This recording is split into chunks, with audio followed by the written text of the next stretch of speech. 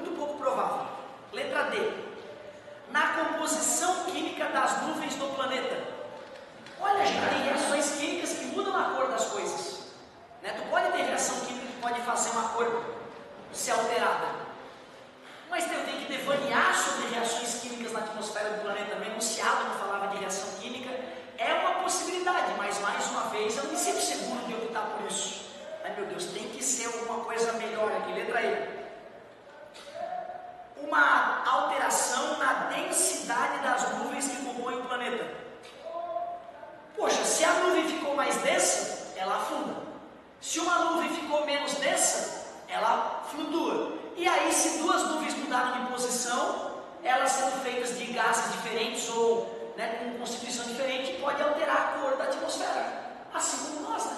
Quando a gente pega uma foto de satélite da Terra, tu vê que as às vezes tem uma nuvem absurda negra e às vezes o planeta está clarinho. Essa alteração da atmosfera terrestre pode ocorrer de acordo com a mudança da densidade da atmosfera. Tu vê, a letra A era razoável, as outras eram mais improváveis e a letra E era razoável. A letra A diz que é a temperatura na superfície do planeta e a letra E diz que é a mudança na densidade das nuvens. Ambas explicam, só que a letra E explica diretamente.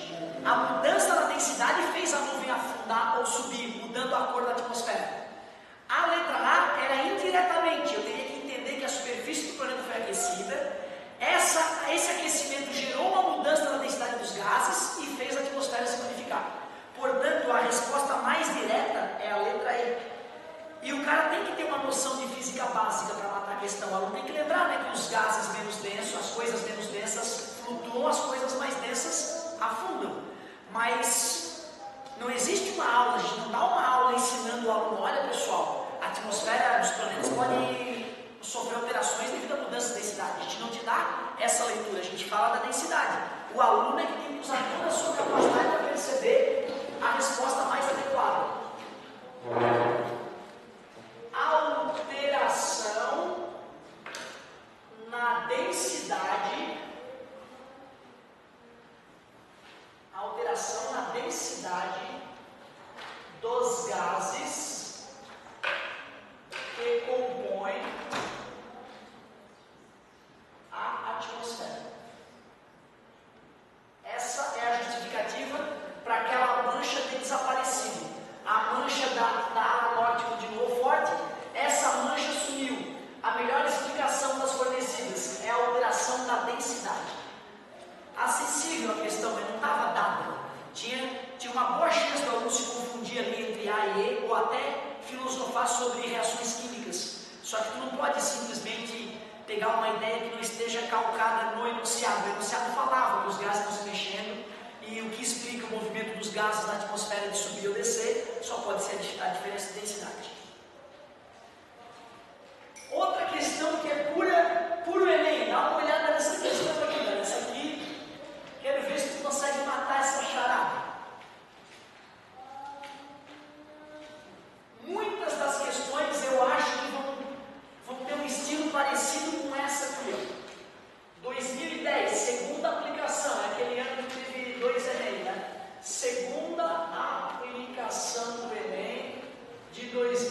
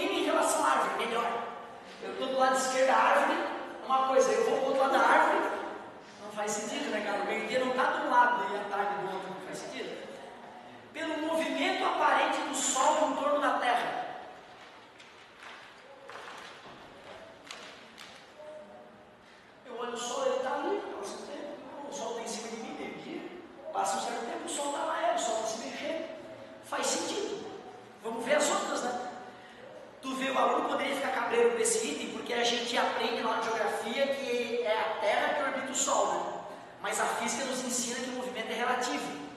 Não tem um certo ou errado, não é o Sol que orbita a Terra ou a Terra que orbita o Sol, depende do referencial. Para nós que temos referencial na Terra, é o Sol que está orbitando a Terra. Olhando de fora é mais fácil entender o sistema solar como o Sol parado.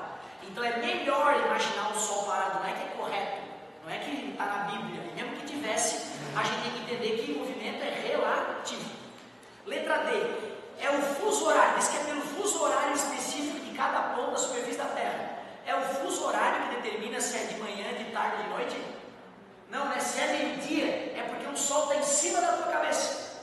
Ah, professor, mas no horário de verão o sol não está bem em cima de mim.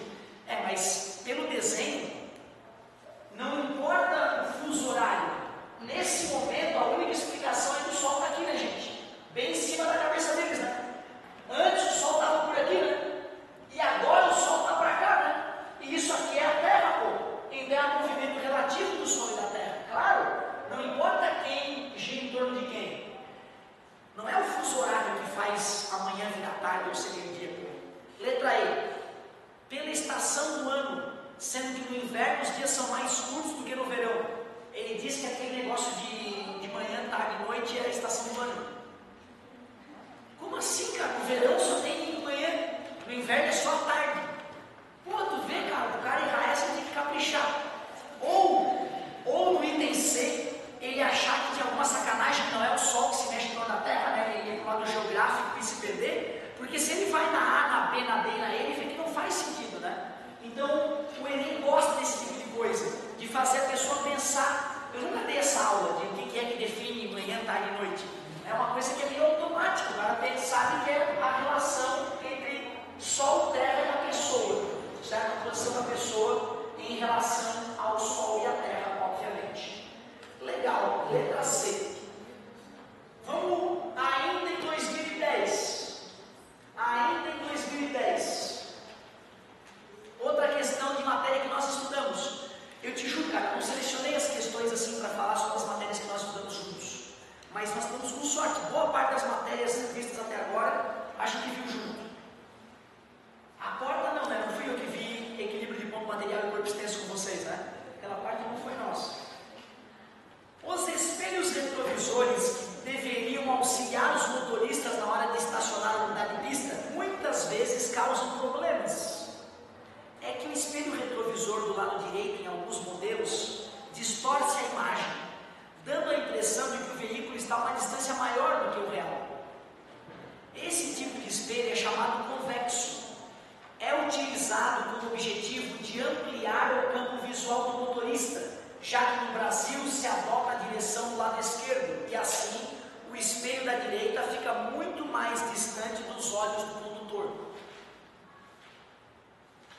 Sabe-se que o espelho convexo, a imagem formada está mais próxima do espelho do que este está do objeto. Realmente, né? A imagem do espelho convexo é VNED, virtual, menor e direita. Se ela é menor, ela tem que estar mais próxima do espelho. Tudo bem. O que parece estar em conflito com a informação apresentada na reportagem. Realmente, né? Na reportagem ele diz que a pessoa tem a sensação que o objeto está mais distante. Aí ele olha no retrovisor, lá vem, está longe, o carro vou ultrapassar, bateu. O carro estava mais perto do que tu imaginava. E na hora de falar do espelho convexo, ele nos alerta que a imagem do espelho convexo fica mais próxima do espelho. Parece uma incoerência. Essa aparente contradição é explicada pelo fato de, ele quer saber o que explica esta aparente incoerência. Letra A imagem projetada na retina do motorista ser menor do que o objeto. A imagem que eu enxergo é menor do que o objeto, né? Porque o espelho é virtual, a imagem é virtual, menor é direita, espelho convexo. Se eu vejo um de vocês, sei o tamanho de vocês, aí eu olho vocês e vocês parecem muito pequenos, eu vou ter a sensação de que tu está distante, né? Eu não vou achar que tu encolheu, eu vou achar que tu está distante. Concorda comigo? Então essa explicação é razoável. A imagem, apesar de estar mais próxima, como ela está menor, dá a sensação de estar mais distante. É uma boa explicação para a incoerência, mas vamos ser humildes, vamos ver as outras opções. Letra B. A velocidade do automóvel afeta a percepção da distância. Se eu estou atrás de um carro, 50 metros de distância, se eu tiver a 50 por hora ou a 100 por hora, vai se alterar essa sensação de distância? Não, eu acho que não, porque eu estou no trânsito a 50 por hora, eu estou mantendo uma boa distância do sujeito. Se eu tiver a 100 por hora, eu consigo manter aproximadamente a mesma distância. O fato de eu estar andando mais rápido pode me iludir no sentido de estou muito rápido e não percebo que eu vou chegar muito rápido no próximo carro que está parado. Isso vai atrapalhar. Mas se os dois carros estão andando numa mesma velocidade um atrás do outro, ou se tem um cara atrás de mim andando com a mesma velocidade que eu não vou me iludir em função de meu carro estar a 50 ou a 100 por hora. A velocidade com que o meu carro vai estar não vai me iludir se os outros carros estão se movendo com a mesma velocidade. Claro que eu vou ultrapassar, aí eu olho para o retrovisor, tem uma Ferrari lá longe, aí eu vou ultrapassar e não percebo que o cara está a 300 por hora. Aí sim, né? A velocidade do outro carro vai me iludir, porque eu não imagino que o doente vai estar andando a 300 por hora num lugar onde não pode andar nessa velocidade. Mas não é o que ele disse que a velocidade do automóvel afeta a percepção de distância. Afetaria se eu estiver comparando a distância com o objeto parado. Mas se os carros estão em movimento, e eu vou olhar pelo retrovisor para ver se eu posso ultrapassar ou não, a velocidade do carro não vai interferir nesse tipo de distância. Acho a letra A melhor. Letra C. O cérebro humano interpretar como distante uma imagem pequena. E aí, toda imagem que é pequena eu interpreto como distante? Tu vê, quando eu olho para a minha mão depois de dar aula para vocês, cara, tem vários pontos minúsculos na minha mão, pretinhos da tinta da caneta. Eu olho um ponto desse, é uma imagem pequena. Imagem por quê? Porque eu estou vendo através do sistema de lentes, que é meu olho. Eu não estou vendo o objeto, eu estou vendo a imagem. Eu sempre vejo a imagem das coisas, já que o meu olho é um sistema de lentes. Quando eu olho essa imagem pequena, eu não penso, nossa, como esse ponto está distante de mim. Concorda? Se vê uma coisa pequena, não parece que está distante. Quando tu vê uma imagem menor do que o objeto, tu vai ter a sensação de que está mais distante, mas imagens pequenas não são necessariamente interpretadas como distantes. Foi esse o gabarito que foi divulgado dessa lista. Diz que o cérebro humano interpreta como distante uma imagem pequena. Eu não aceito. Eu acho que a gente vê coisas pequenas, esse pontinho é bem pequeno, ele está quase encostado na minha cara. Nossa, que distante está esse ponto. Não concordo com essa letra C. Letra D. O espelho convexo ser capaz de aumentar o campo visual. Espelho convexo aumenta o campo visual. Mas não é isso que faz eu ter a sensação de a coisa estar mais distante. É o fato de a imagem ser menor que o objeto. É isso que me ilude. Mais uma vez, essa letra D seria uma explicação indireta. Como o campo visual aumentou, se ele aumentou é porque a imagem diminuiu. E já que a imagem diminuiu em relação ao objeto, eu tenho a sensação de que está mais distante. Mas não é uma explicação direta com a letra A. A imagem projetada na retina do motorista ser menor do que o objeto. Eu vejo a coisa menor do que ela é, tenho a sensação de estar longe. Essa é uma explicação direta. A letra D é indireta. Letra E. O motorista percebe a luz vinda do espelho com a parte lateral do olho. Ah, claro, estou dirigindo, aí a luz vem do lado do espelho retrovisor, entra pela parte branca do olho, né? Não. A luz penetra sempre pela pupila. Eu não enxergo pela parte branca do olho. Quando eu estou olhando para o amigo ali e vejo que o colega está aqui, essa luz penetra pela pupila, bem lateralmente, pela pupila, pela região pretinha do olho, pela menina dos olhos. Na verdade, a janelinha transparente para a câmera escura que é o olho. Essa história de olhar com a parte lateral do olho já deu problema na ciência. Quando as pessoas estavam fazendo alguns experimentos de ótica, um cara disse que começou a enxergar uma imagem lá no experimento de ótica que nunca antes tinha sido observada, mas para poder enxergar aquela imagem tinha que olhar com a parte lateral do olho, tinha que olhar para lá e o experimento estava ocorrendo aqui, aí que enxergava a imagem. Ele, um cientista famoso, escreveu um trabalho sobre isso, e a galera do mundo inteiro, caramba, esse cara descobriu algo revolucionário, algo novo, e começou a repetir o experimento do cara. Só que ninguém conseguia enxergar direito o que o cara falava. Só que um outro cientista, ao usar essa técnica de usar a visão lateral para enxergar o experimento, começou a enxergar essa imagem extraordinária que o sujeito estava descrevendo. Tu vê, né? A vontade de querer observar algo que não existia fez com que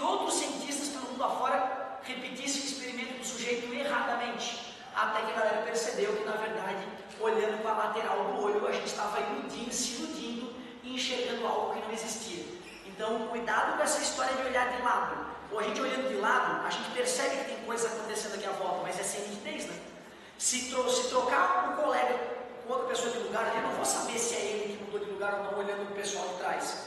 Eu não tenho nitidez nenhuma com a parte lateral do olho. Cuidado com isso. Olhar para a lateral do olho não vai me iludir. Vai me dar uma sensação de eu não estar enxergando quem está nas laterais. Eu tenho que direcionar o meu olho para poder focalizar. O professor está me dizendo que a visão lateral não ajuda em nada. Não viaja. Estou dizendo que a visão lateral serve para perceber que tem algum objeto vindo me atingir, perceber que aconteceu alguma alteração, mas não para enxergar com precisão. Com certeza a letra A é a melhor explicação. Eu acredito que o pessoal do cursinho vai acabar alterando o gabarito dessa questão, ainda não me comuniquei com eles. Mas tu vê, eles falavam que o gabarito correto dizia que o cérebro humano interpreta como distante uma imagem pequena. Não aceito. Para mim, a correta, o que explica o fato de a pessoa ter a sensação de a coisa estar distante, é a imagem projetada na retina do motorista ser menor do que o objeto. Tá? Depois nós podemos voltar a falar mais nisso, mas eu apostaria minha carreira na letra A. Outra questão que vai falar de uma coisa que nós não discutimos em nenhum momento. Olha só essa questão de 2010 também. Outra questão boa para aparecer modificada aí.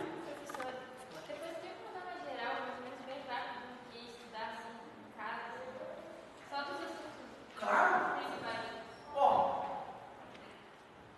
eu fui numa revisão do positivo esses dias, onde o cara fez um estudo do que mais caía no Enem. Ele foi lá e fez um estudo que mostrava quais questões mais caíam no Enem.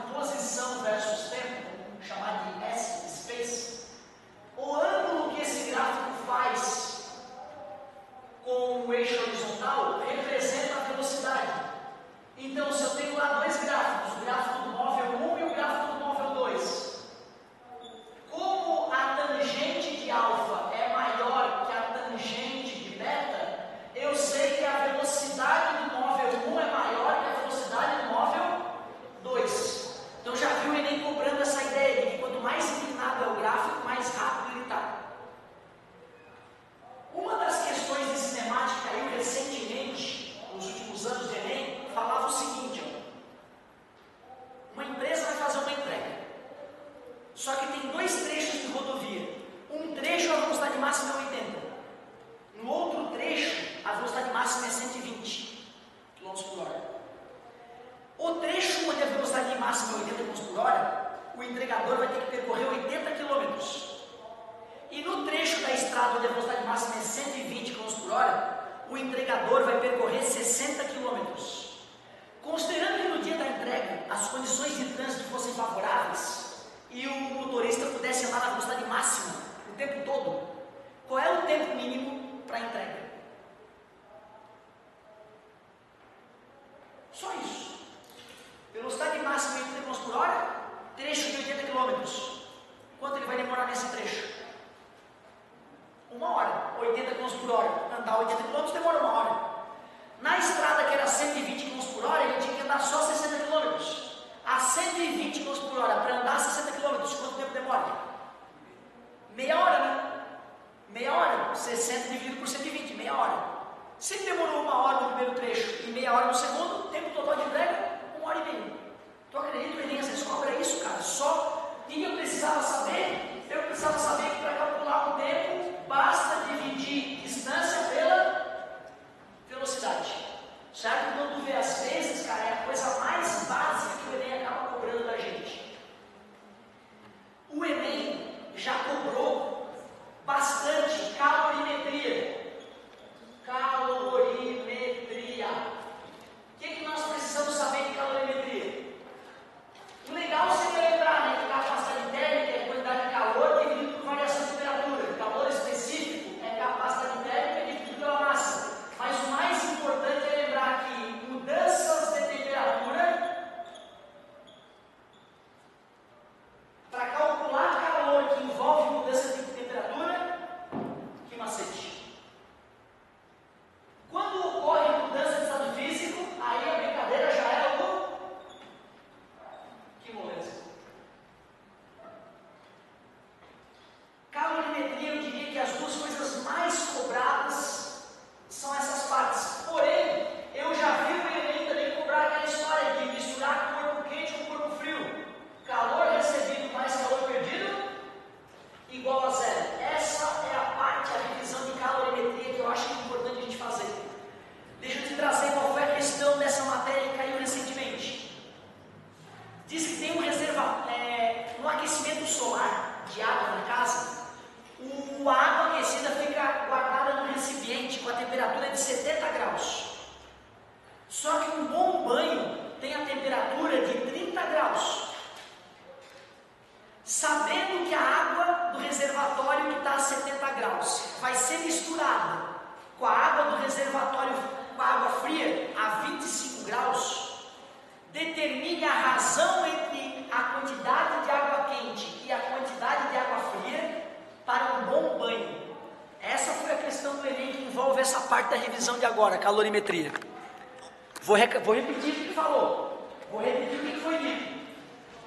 Diz que tem um reservatório de água quente que é mantido a 70 graus. Água quente, 70 graus Celsius. Tem um reservatório de água fria. Essa água fria é mantida a 25 graus Celsius. Para que a gente tome um bom banho, no nosso chuveiro eu vou ter que misturar uma massa de água quente com uma massa de água fria, para que o meu banho ocorra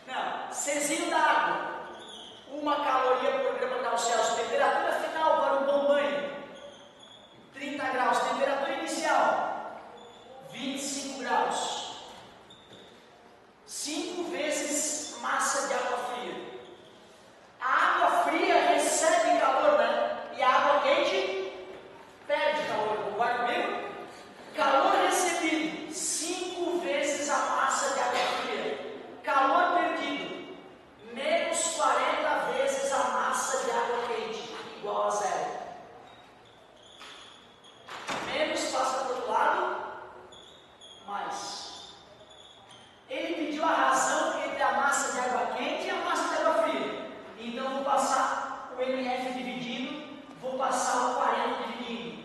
5 sobre 40 é a massa de água quente dividido pela massa de água fria. A massa de água quente dividido pela massa de água fria deu 1/8 ou 0,125. Já houveram questões de calorimetria bem mais fáceis do que essa. Só que essa é uma questão, né, que envolve que um macete e princípio das trocas de calor. Certo? Bem bonitinha essa questão também. Chegamos a falar de trocas de calor, condução, convecção e radiação. Vamos fazer uns comentários importantes, o Enem gosta dessa matéria. Condução é a transmissão de calor que ocorre principalmente nos sólidos. O calor é transmitido de átomo a átomo. Convecção é a troca de calor que ocorre só em gases e líquidos, nos fluidos. O ar quente sobe, o ar frio desce, o vento é um bom exemplo de convecção. A água fervendo, tu percebe que ela está em convecção, ela não está parada. Radiação ou irradiação é o calor transmitido por ondas eletromagnéticas. Corpos escuros absorvem mais radiação que corpos claros, não é isso? Aí tem a ideia do corpo negro. Cuidado, o Enem já cobrou uma vez essa ideia de corpo negro e é possível que ele cobre de novo. Corpo negro, se existisse um corpo que absorvesse toda a radiação que o atingisse, se esse corpo existisse, e se ele não fosse um bom emissor de energia, a temperatura dele tenderia ao infinito. Porque se eu absorvo radiação e não emito energia, eu estou recebendo energia e não estou emitindo, minha temperatura vai aumentar, aumentar, aumentar. Se existem corpos que absorvem bastante energia e a temperatura deles não tende ao infinito, só tem uma explicação. Além de ele ser um bom absorvedor, ele também é um bom emissor.